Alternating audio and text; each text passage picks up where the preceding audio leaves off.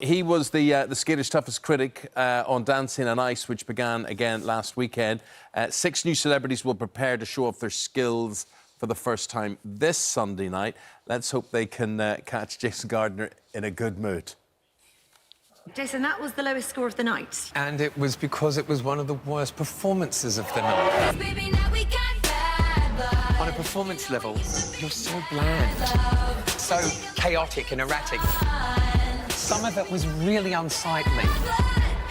From the waist up, you're Travolta. From the waist down, it's revolting. Listen to what he's saying. Don't give us excuses, OK? Google it, because I don't have time. You're an actress. You had one face. When you did the lifted spins, you know, it looked like you were going up a stair lift. Your movements still look like an afterthought, almost like you're having an involuntary shock.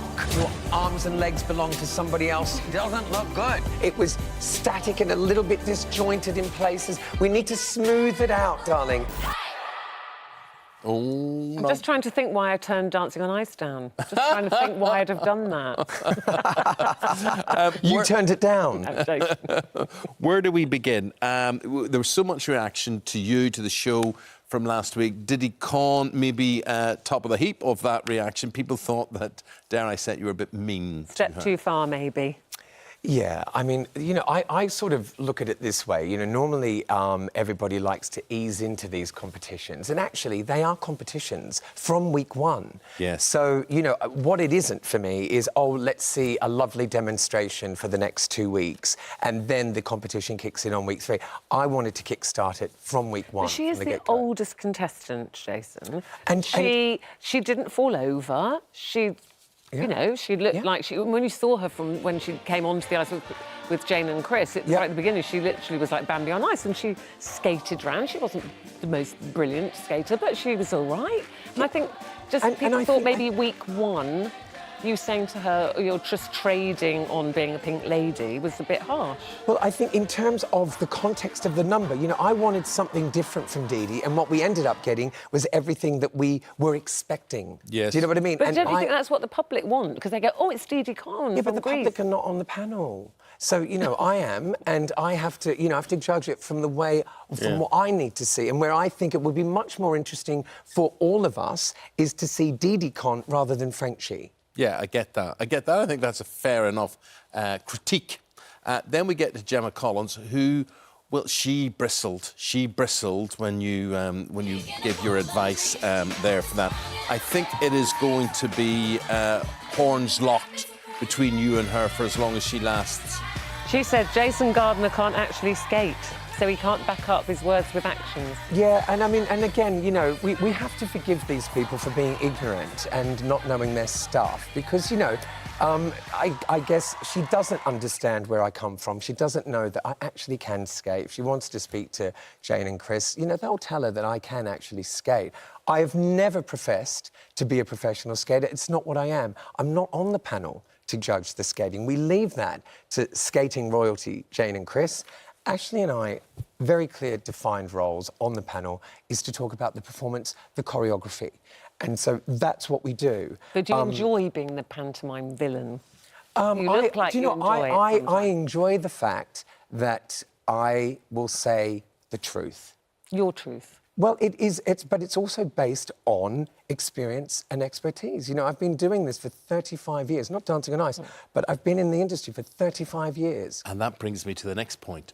So you say you can skate a bit, but primarily you are a dancer. That's what you're trained at, and choreography is your thing.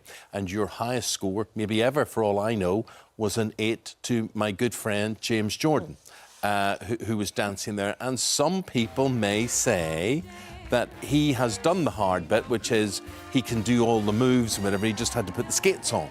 Yeah, and, you know, to a point I would agree with them, you know, because there is no denying that as a dancer, at his level, he has a physical understanding of his body that most others in the competition don't. Yeah. I'm not discounting that. However, because of his you know, his expertise as a dancer, he has trained in a very different way to skating. And skating, to learn to skate at the level that he did on show 1, is a real testament to how dedicated he is, because he had to unlearn a lot of habits. There's still an advantage there, isn't there? Because even, you know, the kind of elegance and grace that you're always looking for, the performance that you will say to people, yeah, you know, it's fine you put one foot in front of the other, but I want a performance. Yeah. He is a performer, and people obviously the same on Strictly get criticised, don't they? Well, you've been a dancer, therefore you're used to performing. Yeah, and you know, it's a fine line, but at the end of the day, I don't choose the lineup. You know, I have to accept who's there. Nor do you choose the winner.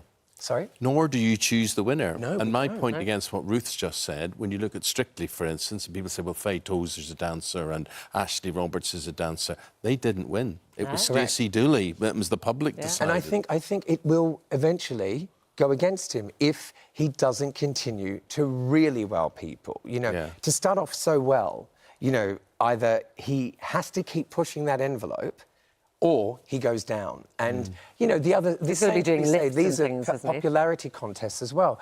Is it an unfair advantage to have somebody in that's got a million followers? Yeah.